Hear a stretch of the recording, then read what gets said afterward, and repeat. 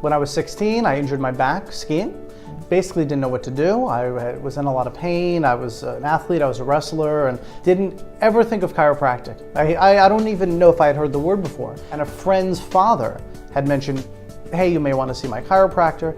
I went and saw this local chiropractor a few times, and I left, and I didn't think of it for years and years later. And then in college, I knew I wanted to go into healthcare. I thought about healthcare. A friend had started chiropractic school. I talked with him.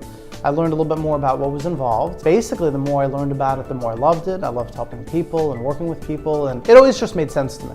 Chiropractic works with the body's inborn healing ability. Very simply, if you cut your finger, there's a natural healing mechanism that occurs there. Well, that natural healing mechanism is throughout our entire body. And unfortunately, from stress, accidents, injuries, sometimes just long periods of sitting, our bodies tend to, unfortunately, become damaged.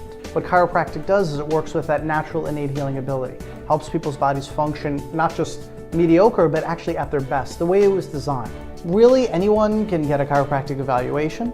We see people of all ages. Over the last couple of years, I've really honed in my skills with additional training within extremities. So I do a lot now that a lot of other chiropractors don't necessarily do in terms of knees, feet, ankles, shoulders. If someone has, let's say, a foot or knee issue, that may be tied to what's going on with their hip or low back.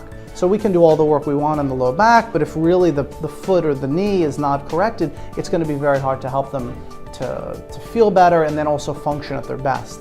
When people do come to the office, what happens is they'll have a thorough history taken. They'll sit down with me. We'll do a consultation, what we call like knee to knee, literally. I'll be sitting down with them, spending time.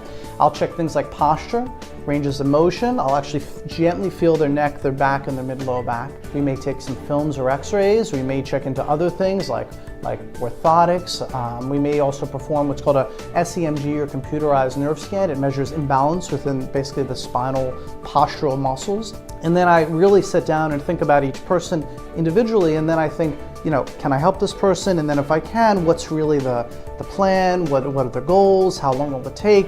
So really we put that all together. It's a real thorough process. There's no rushing of any type, basically. We really want to make sure the person's in the right place. Then I want to start helping them as soon as possible. People have all sorts of fears going to a chiropractor, interestingly enough, although I can tell you that it's extremely safe.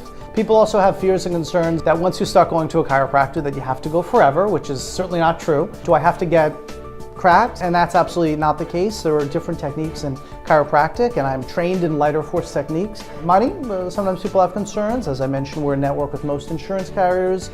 We do see a lot of people who don't have insurance and are self-pay, and we do our best to work with them and to help them basically to get the care that they need. We open at 8 a.m. and we're open till 6:30 at night. We'll make time, for you basically.